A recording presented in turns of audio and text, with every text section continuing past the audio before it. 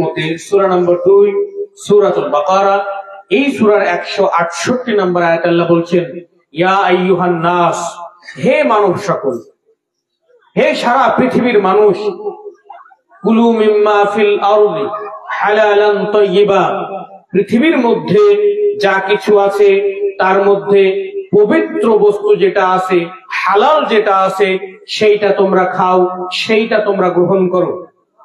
ওয়ালা তাত্তাবিউ খুতুওয়াতিশ শাইতান, আর তোমরা শয়তানের ইত্তেবা করবে না, শয়তানকে অনুসরণ করবে না, শয়তানকে অনুকরণ করবে না।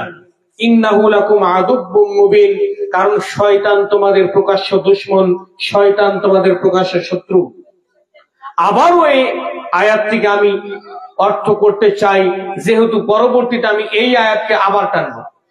আল্লাহ বলছেন, ইয়া আইয়ুহান নাস, হে মানব সকল, কুলু মিম্মা ফিল আরদি হালালান তাইয়্যিবা, পৃথিবীর মধ্যে যা কিছু আছে তার মধ্যে যেগুলো পবিত্র আছে, যেগুলো হালাল আছে, যেগুলো বৈধ আছে, সেইগুলো তোমরা খাও।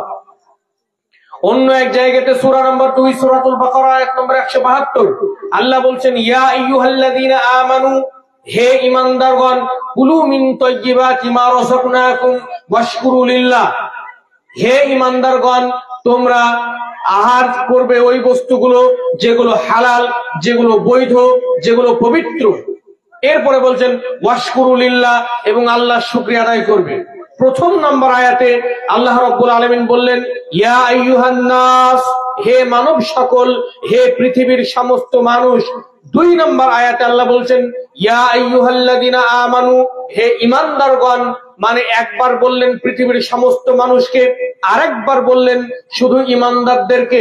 3 নম্বরে সূরা মুমিনুনের 51 নম্বর আয়াতে আল্লাহ বলছেন, ইয়া আইয়ুহার রাসূল, হে রাসূল। এবার আলাদা করে রাসূলকে বলছেন, কুলু মিনাত তাইয়্যিবাত, হালাল বস্তু খাও, হালাল ভক্ষণ করো, ওয়া আমালু সলিহা, এবং সৎ আমল করো। 3 রকম ভাবে আল্লাহ রাব্বুল আলামিন নির্দেশ দিলেন। একবার সারা পৃথিবীর মানুষকে, একবার রাসূলকে নির্দেশ করলেন, আর একবার ঈমানদারদেরকে নির্দেশ করলেন। নির্দেশ একই, সেটা কি? যে তোমরা হালাল বস্তু খাবে, তোমরা হারাম খাবে না, পবিত্র যেটা সেটা তোমরা খাবে। এরপরে যে হাদিসটিকে আমি পাঠ করেছি, আন আবি হুরায়রা রাদিয়াল্লাহু তাআলা আনহু قال قال رسول الله صلى الله عليه وسلم, আবু হুরায়রা রাদিয়াল্লাহু তাআলা আনহু বর্ণনা করেন, নবী সাল্লাল্লাহু আলাইহি ওয়াসাল্লাম বলেছেন, ইন্নাল্লাহা তাইয়্যিবুন, অবশ্যই আল্লাহ পবিত্র, লা ইয়াকবালু ইল্লা তাইয়্যিবান, পবিত্র ছাড়া আল্লাহ কোনো কিছু গ্রহণ করেন না। নিশ্চয় আল্লাহ কি? পবিত্র, আর আল্লাহ পবিত্র ছাড়া গ্রহণ করেন না। এর পরের অংশতে আবু হুরায়রা রাদিয়াল্লাহু তাআলা আনহু বর্ণনা করেন, নবী সাল্লাল্লাহু আলাইহি ওয়াসাল্লাম বলছেন, এমন এক ব্যক্তির কথা, যেই ব্যক্তি দূর দূরান্ত সফর করে বেড়াচ্ছে, তার চুলগুলো উস্কো খুস্কো হয়ে আছে, তার পোশাক দেখে বোঝা যাচ্ছে যে সে কতই না দূর থেকে এসেছে। এরপরে ওই ব্যক্তি কাতর হয়ে অসহায় অবস্থায় আসমানের দিকে 2 হাত তুলে দিচ্ছে। আল্লাহ রাসূল সাল্লাল্লাহু আলাইহি ওয়াসাল্লাম বলছেন, সুম্মা যাকারা রাজুলা ইতিলুস সাফার আশাআতা আকবার ইয়ামুদ্দু ইয়াদাইহি ইলাস সামা, ইয়া রব, ইয়া রব, ইয়া রব।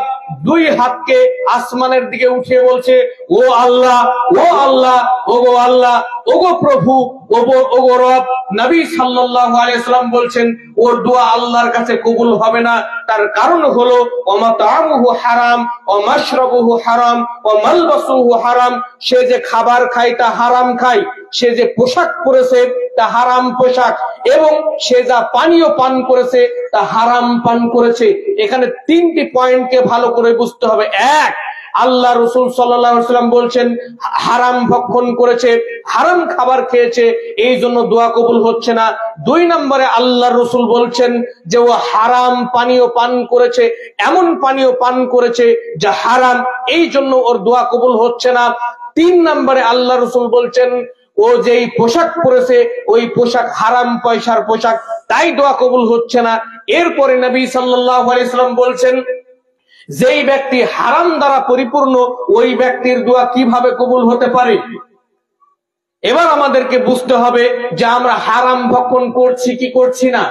হালালের মধ্যে আমরা আছি কি নাই এটা আমাদেরকে বুঝতে হবে। তারপরে আমরা বুঝবো যে আমাদের দোয়া কবুল হচ্ছে কিনা, কেন হচ্ছে না, কারণটা কি। আরেকটি হাদিসের দিকে যেতে চাই। আন আবি বকর রাদিয়াল্লাহু তাআলা আনহু قال ان النبي সাল্লাল্লাহু আলাইহি ওয়াসাল্লাম, আবু বকর রাদিয়াল্লাহু তাআলা আনহু বর্ণনা করেন, নবী সাল্লাল্লাহু আলাইহি ওয়াসাল্লাম বলেছেন, লা ইয়াদখুলুল জান্নাহ, ওই ব্যক্তি জান্নাতে প্রবেশ করবে না। লা ইয়াদখুলুল জান্নাতা জাসাদুন গুযিয়া বিল হারাম, ওই দেহ জান্নাতে প্রবেশ করবে না যেই দেহ হারাম দ্বারা পরিপূর্ণ। ওই ব্যক্তি জান্নাতে প্রবেশ করবে না যেই ব্যক্তি হারাম ভক্ষণ করে। ওই ব্যক্তি কখনোই জান্নাতে যাবে না যেই ব্যক্তি হারাম খাদ্য খায়। আরেকটি হাদিস এই হাদিসের সাথে মূলত একই। আন জাবির রাদিয়াল্লাহু তাআলা আনহু قال قال رسول الله সাল্লাল্লাহু আলাইহি ওয়াসাল্লাম, জাবির রাদিয়াল্লাহু তাআলা আনহু বর্ণনা করেন, নবী সাল্লাল্লাহু আলাইহি ওয়াসাল্লাম বলেছেন, লা ইয়াদখুলুল জান্নাতা লাহমুন, ওই মাংস, ওই দেহ জান্নাতে প্রবেশ করবে না যেই দেহ হারাম ভক্ষণ করেছে। কথার কথা বলি, জান্নাতে প্রবেশ করব না, কারণ আমার দেহ, আমার এই দেহের যেই মাংসগুলো আছে এগুলো হারামে পরিপূর্ণ হয়ে আছে। নুমান বিন সাবিত রাদিয়াল্লাহু তাআলা আনহু বর্ণনা করেন, নবী সাল্লাল্লাহু আলাইহি ওয়াসাল্লাম বলেছেন, এমন এক সময় তোমার কাছে মনে হচ্ছে তুমি যেই পথে ইনকাম করছো, তুমি যেই পথে উপার্জন করছো, এটা হালালও হতে পারে, এটা হারামও হতে পারে। হালালও হতে পারে, হারামও হতে পারে। তুমি চিন্তায় পড়ে গেছো, তুমি বুঝতে পারছো না যে এটা হারাম হবে না হালাল হবে। যদি সন্দেহ হয় তাহলে ওখান থেকে ফিরে চলে আসো, এটা আল্লাহ রসুলের কথা। এখন বর্তমান সময়ে আমরা যারা ইনকাম করছি, আমরা যারা খাবার ভক্ষণ করছি, খাবার খাচ্ছি, আমাদেরকে বুঝতে হবে যে এটা হারাম নাকি হালাল। যদি সন্দেহ হয় যে মনে হয় এটা হালাল হবে না, ওখান থেকে ফিরে আসতে হবে। এই কথা কার? আল্লাহর নবীর, নবী সাল্লাল্লাহু আলাইহি ওয়াসাল্লামের কথা এটা। এরপরে নবী সাল্লাল্লাহু আলাইহি ওয়াসাল্লাম অন্য এক জায়গাতে বলছেন, হাদিসের বর্ণনাকারী আবু হুরায়রা রাদিয়াল্লাহু তাআলা আনহু বর্ণনা করেন, নবী সাল্লাল্লাহু আলাইহি ওয়াসাল্লাম বলেছেন, শীঘ্রই এমন একটি সময় আসবে, শীঘ্রই এমন একটি জামানা আসবে, যেই জামানার মানুষ, যেই সময়ের মানুষ কোন পথে উপার্জন করছে, হালাল পথে উপার্জন করছে নাকি হারাম পথে উপার্জন করছে এটা ভাববে না।